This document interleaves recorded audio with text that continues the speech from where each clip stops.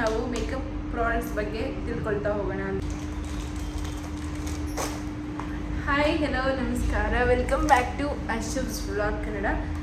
ಇವತ್ತು ನಾವು makeup products ಬಗ್ಗೆ ತಿಳ್ಕೊಳ್ತಾ ಹೋಗೋಣ. ಅಂದರೆ ಒಂದು ಬ್ರೈಡಲ್ ಲುಕ್ನ ಕ್ರಿಯೇಟ್ ಮಾಡಬೇಕಾದ್ರೆ ನಾವು ಯಾವ್ಯಾವ ಪ್ರಾಡಕ್ಟ್ಸ್ನ ಸ್ಟೆಪ್ ಬೈ ಸ್ಟೆಪ್ ಯೂಸ್ ಮಾಡ್ತಾ ಹೋಗಬೇಕು. ಲೈಕ್ ಮಾಯ್ಶ್ಚರೈಸರ್ ಟು ಫಿಕ್ಸರ್ ತನಕನೂ ಏನೇನು ಯೂಸ್ ಮಾಡ್ತೀವಿ ಅಂತ ಎಕ್ಸ್ಪ್ಲೈನ್ ಮಾಡ್ತಾ ಹೋಗ್ತೀನಿ.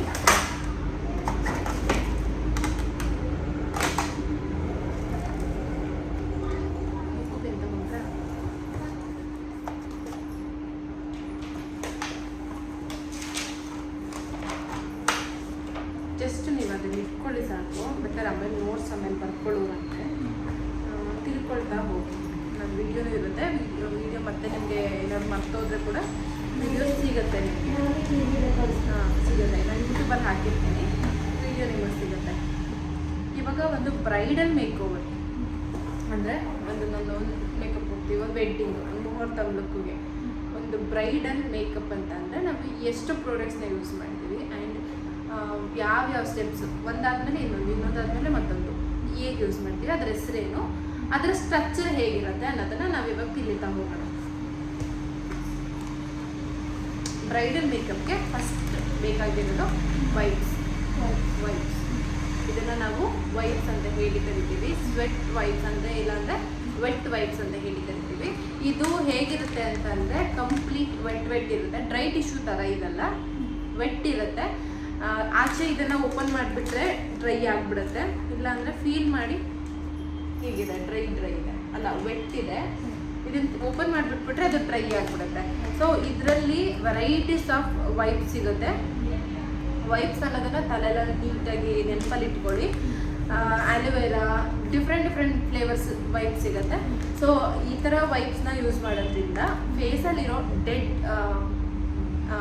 ಸೆಲ್ಸು ಆ್ಯಂಡ್ ಧೂಳು, ಡಸ್ಟು ಆಚೆಯಿಂದ ಓಡಾಡ್ಕೊಂಡು ಬಂದಿರ್ತೀವಿ, ಅಥವಾ ಮೇಕಪ್ನ ಸ್ಟಾರ್ಟ್ ಮಾಡೋಕ್ಕೂ ಮುಂಚೆ ಫೇಸ್ನ ಕ್ಲೀನ್ ಮಾಡ್ಕೊಳ್ಳೋದು ಅಂತ ಹೇಳಿ ಅರ್ಥ. ಇದರಲ್ಲಿ ನೀಟಾಗಿ ಕ್ಲೀನ್ ಮಾಡ್ಕೋಬೇಕು. ಫಸ್ಟ್ ಸ್ಟೆಪ್ ಬಂದು ವೈಪ್ ಮಾಡ್ಕೋಬೇಕು, ಫೇಸ್ನ ವೈಪ್ ಮಾಡಬೇಕು. ಅದಾದಮೇಲೆ ನಾವು ಸೆಕೆಂಡ್ ಸ್ಟೆಪ್ ಬಂದು ಟೋನರ್ ಅಪ್ಲಿಕೇಶನ್.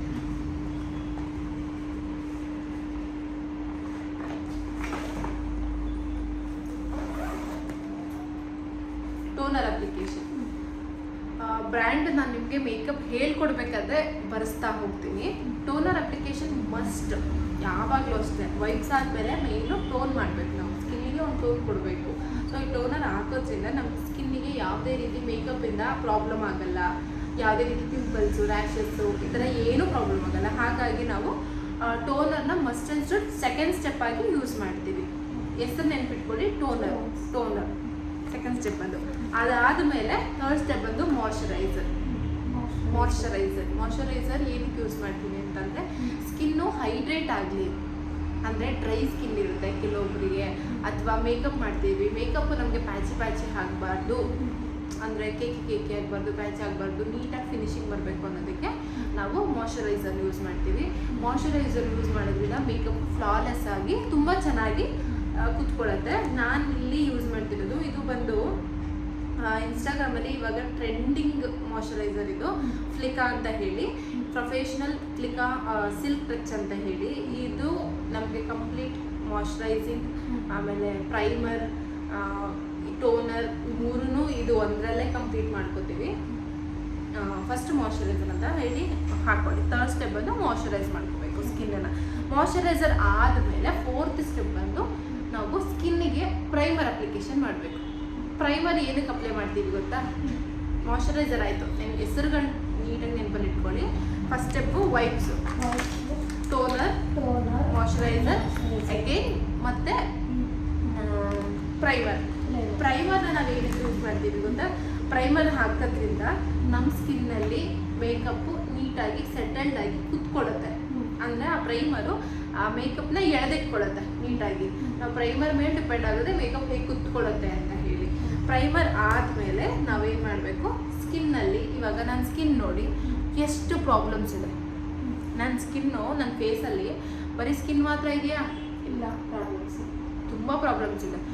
ಮಾರ್ಕ್ಸ್ ಇದೆ, ಪಿಂಪಲ್ಸ್ ಇದೆ, ಅಲ್ಲೆಲ್ಲ ಡಾಟ್ಸ್ ಇದೆ, ಫೋರ್ಸಸ್ ಇದೆ, ಡಾರ್ಕ್ ಸರ್ಕಲ್ ಇದೆ, ಆಮೇಲೆ ಇಲ್ಲೆಲ್ಲ ವೈಟ್ ಪ್ಯಾಚಸ್ ಇದೆ, ಎಲ್ಲನೂ ಇದೆ. ಸೊ ಇದೆಲ್ಲ ನಂದು ಪ್ರಾಬ್ಲಮ್ಯಾಟಿಕ್ ಸ್ಕಿನ್ನು, ನಾರ್ಮಲ್ ಸ್ಕಿನ್ ಅಲ್ಲ ನಂದು, ಪ್ರಾಬ್ಲಮ್ಯಾಟಿಕ್ ಸ್ಕಿನ್ನು. ಸ್ಕಿನ್ಸಲ್ಲಿ normal skin, bright skin, problematic skin, oil skin, dry skin, ಈ ಥರ ಎಲ್ಲ ಡಿಫ್ರೆಂಟ್ ಆದ ಬೇರೆ ಬೇರೆ ಸ್ಕಿನ್ ಟೋನ್ಗಳಿದೆ.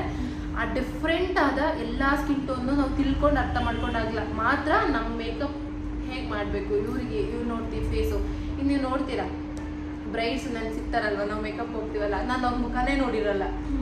ಅಲ್ಲಿ ಹೋಗಿ ಅವರು ನೋಡಿದಾಗ ಇವ್ರಿಗೆ ಈ ಥರ ಮಾಡ್ಬೋದು, ಈ ಥರ ಮಾಡಬೇಕು ಅನ್ನೋದೊಂದು ನಾಲೆಡ್ಜ್ ಬರುತ್ತೆ ನನಗೆ. ಏಕೆಂದರೆ ನನಗಾಗಿರೋ ಎಕ್ಸ್ಪೀರಿಯನ್ಸ್ ಇದೆ. ಹಾಗಾಗಿ ನನ್ನ ಸ್ಕಿನ್ನಲ್ಲಿರೋ ಫಸ್ಟು ನಾವೆಲ್ಲ ಮಾಡ್ಕೊಂಡ್ವಿ, ವೈಪ್ ಮಾಡಿದ್ವಿ, ಟೋನರ್ ಅಪ್ಲಿಕೇಶನ್ ಆಯಿತು, ಮಾಯ್ಶ್ಚರೈಸಿಂಗ್ ಆಯಿತು, ಪ್ರೈಮರ್ ಆಯಿತು. ನೆಕ್ಸ್ಟ್ ಏನು ಮಾಡಬೇಕು? ಫೌಂಡೇಶನ್ ಹಾಕಬಾರ್ದು. ಫೌಂಡೇಶನ್ ನೋಡ್ಕೊಳ್ಳೋಣ, ನೆಕ್ಸ್ಟ್ ಸ್ಟೆಪ್ ಅದು. ಫೌಂಡೇಶನ್ಗಿಂತ ಮುಂಚೆ ಈ ಎಲ್ಲ ಪ್ರಾಬ್ಲಮ್ಸ್ನ ಕವರ್ ಮಾಡಬೇಕು ನಾವು. ಈ ಎಲ್ಲ ಪ್ರಾಬ್ಲಮ್ಸ್ ಆದಮೇಲೆ ನಾವು ಫೌಂಡೇಶನ್ ಹಾಕೋಕ್ಕಾಗೋದು ಅಲ್ವಾ? ಪ್ರಾಬ್ಲಮ್ಸ್ನ ಕವರ್ ಮಾಡಬೇಕು ಅಂತ ಅಂದರೆ ಮೇಯ್ನು ಕರೆಕ್ಟರ್ನ ಯೂಸ್ ಮಾಡಬೇಕು.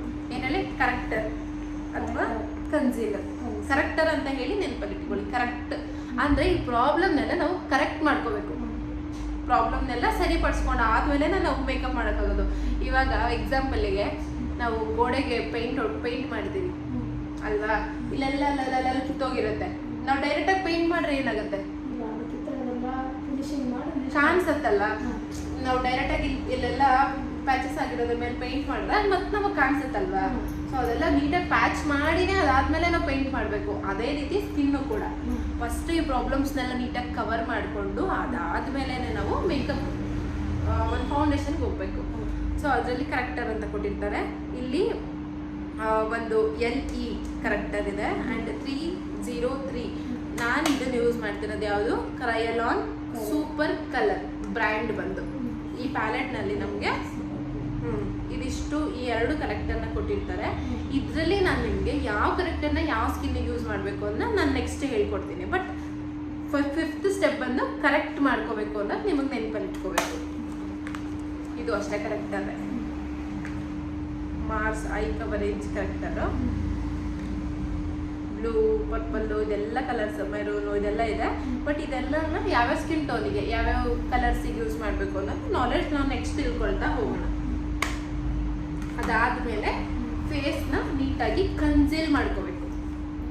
ಕನ್ಸೀಲರ್ ಕರೆಕ್ಟರ್ ಆದಮೇಲೆ ಕನ್ಸೀಲರ್ ಅಂತಂದರೆ ಡಾರ್ಕ್ ಸರ್ಕಲ್ಲು, ಈ ಅಂಡರ್ ಡಾರ್ಕ್ ಸರ್ಕಲ್ ನೋಡಿ, ಡಾರ್ಕ್ ಸರ್ಕಲ್ ಇದೆ, ಮೇಲೆ ಡಾರ್ಕ್ ಇದೆ. ಈ ಸ್ಕಿನ್ ಟೋನ್ಗೂ ಇದಕ್ಕೂ ಡಿಫ್ರೆನ್ಸ್ ಇದೆ ಅಲ್ವಾ?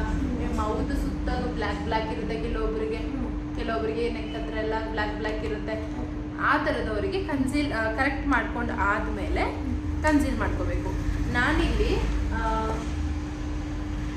ಫಾರೆವರ್ 52 ಅವರ ಕನ್ಸೀಲರ್ನ ಯೂಸ್ ಮಾಡ್ತೀನಿ. ನಾನು ಕಿಟ್ಟಲ್ಲಿ ಯಾವಾಗಲೂ ಇದಿರುತ್ತೆ. ಫಾರೆವರ್ 52 ಅವ್ರದ್ದು ತುಂಬ ಚೆನ್ನಾಗಿದೆ ಕವರೇಜು. ಇದರಲ್ಲಿ ಒಂದು ಡಾರ್ಕ್ ಟೋನು ಮತ್ತು ಒಂದು ಬ್ರೈಟ್ ಟೋನ್ ಅಂತ ಹೇಳಿ ಇಟ್ಕೊಂಡಿದ್ದೀನಿ. ಅಂದರೆ ಇದು ಡಾರ್ಕ್ ಸ್ಕಿನ್ಗೆ, ಇದು ಬ್ರೈಟ್ ಸ್ಕಿನ್ಗೆ. ಇದು ಎರಡೂ ಇತ್ತು ಅಂದರೆ ನಾನು ಎಂಥ ಸ್ಕಿನ್ ಬಂದ್ರೂ ಮಿಕ್ಸ್ ಮ್ಯಾಚ್ ಮಾಡಿಕೊಂಡು ಅಪ್ಲೈ ಮಾಡ್ಕೊತೀನಿ. ಇದನ್ನು ನಾವು ಈ ಪೋರ್ಷನ್ ಆ್ಯಂಡ್ ಕರೆಕ್ಟ್ ಮಾಡಿರೋದನ್ನ ಮೇಲೆ ಆ್ಯಂಡ್ ಹೈ ಕವರೇಜ್ಗೆ, ಮೌತ್ ಕವರೇಜ್ಗೆ ನೀಟಾಗಿ ಹಾಕಿ ಬ್ಲೆಂಡ್ ಮಾಡ್ಕೊತೀವಿ. ಅದಾದಮೇಲೆ ನಾವು ನೆಕ್ಸ್ಟ್ ಸ್ಟೆಪ್ ಹೋಗೋದು ಫೌಂಡೇಶನ್ಗೆ. ಫೌಂಡೇಶನ್ಸು ಅದೇ ಇದಾಗಿದೆ, ವಿಡಿಯೋ ಆಗಿದೆ. ಇದಾದಮೇಲೆ ನೆಕ್ಸ್ಟ್ ಒಂದು ಫಾರೆವರ್ 52 ಅವ್ರದ್ದು ಫೌಂಡೇಶನ್. ತುಂಬ ಬ್ರೈಡ್ಗೆ ತುಂಬ ಚೆನ್ನಾಗಿ ಫಿನಿಶಿಂಗ್ ಕೊಡುತ್ತಿದ್ದು, ಫ್ಲಾಲೆಸ್ ಫಿನಿಶಿಂಗ್ ಕೊಡುತ್ತೆ. ಇದನ್ನು ಹಾಕಿ ನೀಟಾಗಿ ಬ್ಲೆಂಡ್ ಮಾಡಬೇಕು. ಇದೇ ನಮಗೆ ಮೇನ್ ಫೌಂಡೇಶನ್ನು. 7th ಸ್ಟೆಪ್ ಬಂದು ಫೌಂಡೇಶನ್. ಫೌಂಡೇಶನ್ ಹೆಸರುಗಳು ತಿಳ್ಕೊಳ್ತಾ ಹೋಗಿ ಸಾಕು. ಅದಾದಮೇಲೆ ಫೌಂಡೇಶನ್ ಹಾಕಿರ್ತೀವಿ. ಫೌಂಡೇಶನ್ನು ನಮಗೆ ಈ ಥರ ಇದೆ ನೋಡಿ, ಈ ಥರ ಇರುತ್ತೆ. ಇದನ್ನು ಲಾಕ್ ಮಾಡಬೇಕಲ್ಲ ನೋಡಿ, ಆಯಿಲಿ ಫೀಲ್ ಇದೆ ಅಲ್ವಾ? ಇದನ್ನು ನಾವು ಲಾಕ್ ಮಾಡಬೇಕಲ್ವಾ? ಲಾಕ್ ಮಾಡೋದಕ್ಕೋಸ್ಕರ ನಾವು ಏನು ಯೂಸ್ ಮಾಡ್ತೀವಿ? ಕಾಂಪ್ಯಾಕ್ಟ್